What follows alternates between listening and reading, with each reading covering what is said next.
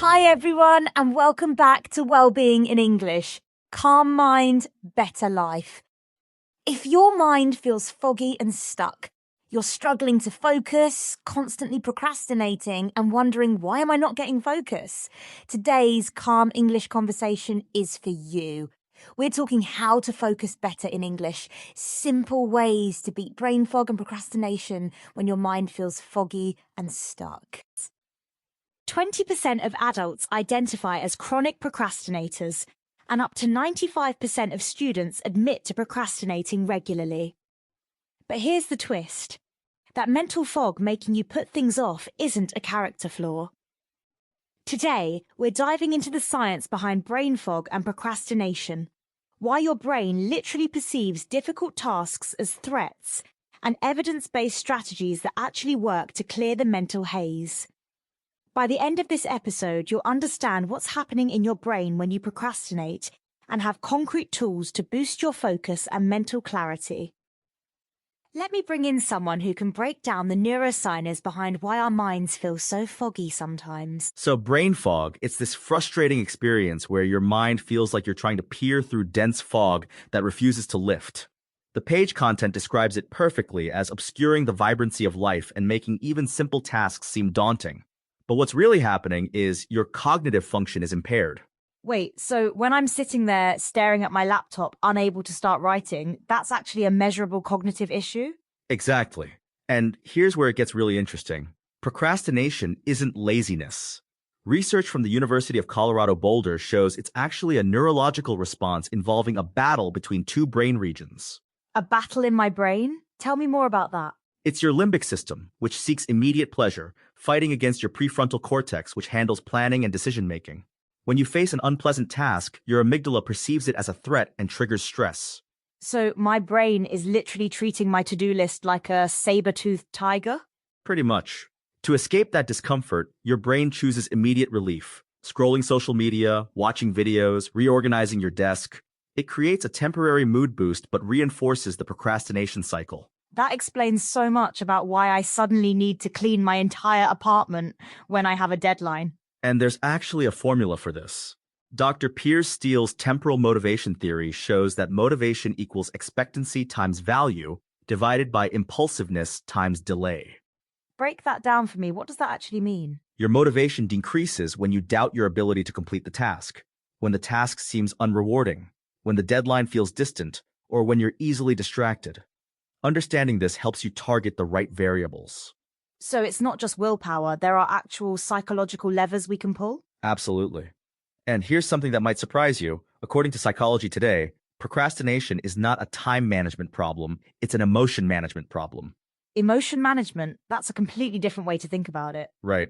Clinical psychologist Dr. Becky Bikat-Tilahun explains that once you develop a habit of waiting until you're in a certain mood for doing a task, you put things off even when you have the time and ability. So we're basically training ourselves to need the perfect emotional state before we can function? Exactly.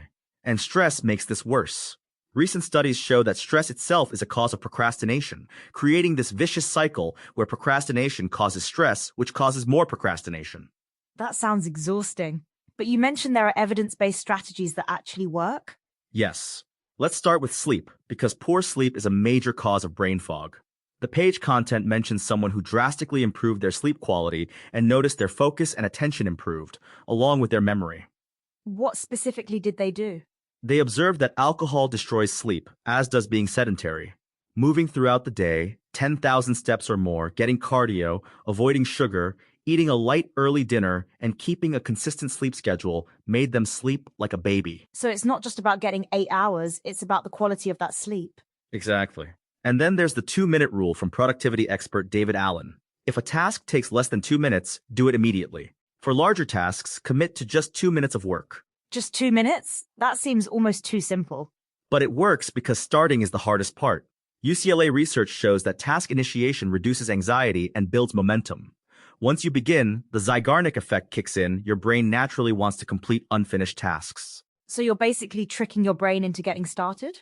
In a way, yes. You break intimidating projects into 2-minute microtasks.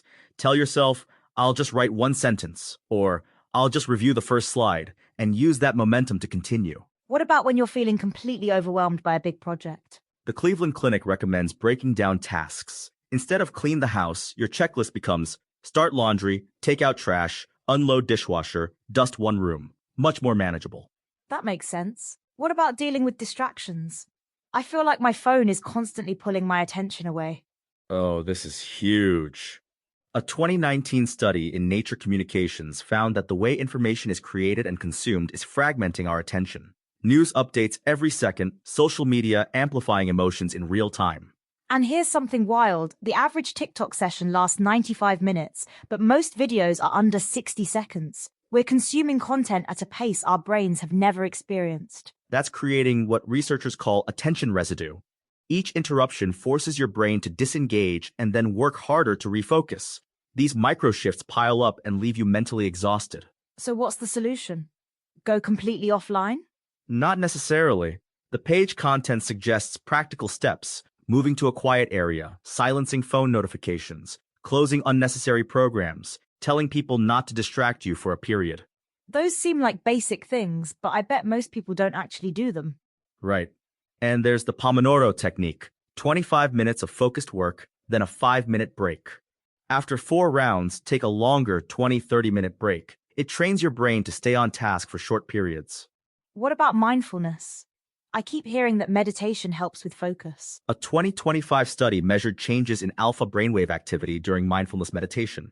They found it reduces alpha wave amplitude, which indicates the brain shifting into a more stable and focused state. So meditation literally changes your brainwaves? Yes. Alpha waves are tied to mind wandering and the brain's tendency to drift. Mindfulness meditation trains your brain to tune out distractions by changing how it responds to them. And the page content mentions self-compassion programs can help too? Absolutely. The guilt and shame from procrastination affect your self-esteem. If you learn to be gentler with yourself and focus on small, realistic steps, you can empower yourself instead of getting stuck in self-criticism. So beating yourself up actually makes the problem worse? Much worse. Dr. Tilahun says self-criticism often worsens procrastination. With a positive mindset, you improve your self-esteem, and then your productivity improves too. What about physical strategies? Does exercise actually help with mental clarity? The page content specifically mentions that exercise, nature exposure, healthy foods, and novel learning help support a robust, clear mind. Physical activity is crucial for cognitive function. And nutrition plays a role too? Definitely. Being hungry can impair focus. The recommendations are lean protein, fruits and vegetables, complex carbohydrates, and healthy fats. Plus, staying hydrated with plenty of water. Interesting that caffeine made the list too. A 2021 study found it may positively affect sustained attention, but in moderation, 400 milligrams or less. Right, because too much makes you anxious or nervous, which reduces your ability to focus. It's about finding that sweet spot. Let's talk about some of the more creative strategies. The Forbes article mentions listening to a power music playlist. Yes, one coach says every time you start to put things off, listen to that playlist, sing along, and create a new reality where there's no room for procrastination. Songs like Happy by Pharrell and Walking on Sunshine. That's actually kind of brilliant, using music to shift your emotional state. And there's the technique of pretending you're someone you admire. Ask yourself, what would a person I admire do right now? How would they approach this situation? Then start acting like that person. So you're essentially role-playing your way out of procrastination? Exactly. And there's the RESET method. Remind yourself of the big picture goal, evaluate your perspective, offer self-compassion, explore different solutions, and use time management steps to break things down. These strategies seem to address both the emotional and practical sides of the problem. That's key because the research shows procrastination often stems from fear, perfectionism, or lack of motivation. You need strategies that address the underlying emotions, not just time management. And the page content mentions that brain fog is now being recognized as a significant public health concern? Yes, according to research published in BMC Public Health, brain fog can have significant impacts on quality of life and functioning. Most people will experience a condition that might result in brain fog at some point. So this isn't just about productivity, it's about overall well-being and quality of life. Absolutely. The page content emphasizes that better mental health doesn't come from one impossibly productive day. It's built through small, sustainable habits that fit into your life. Small, consistent actions matter more than big, perfect ones. Exactly. Whether it's adopting a new morning routine, exploring natural supplements, or engaging in practices that soothe and stimulate the mind, the journey is ripe with potential for transformation. So, when you step back from all this research, what's the most important thing people should understand about brain fog and procrastination? That it's not a character flaw or laziness, it's your brain's stress response, and there are evidence-based strategies that actually work. You're not broken, you just need the right tools. And those tools range from basic sleep hygiene to mindfulness meditation to creative techniques like power playlists. There's something for everyone. The key is starting small. Pick one or two strategies that resonate with you. Maybe it's the 2-minute rule. Maybe it's improving your sleep. Maybe it's removing distractions. Build from there. Here's what I want you to try this week. Pick one task you've been putting off and apply the 2-minute rule. Just commit to 2 minutes. See what happens when you remove the pressure to finish everything perfectly.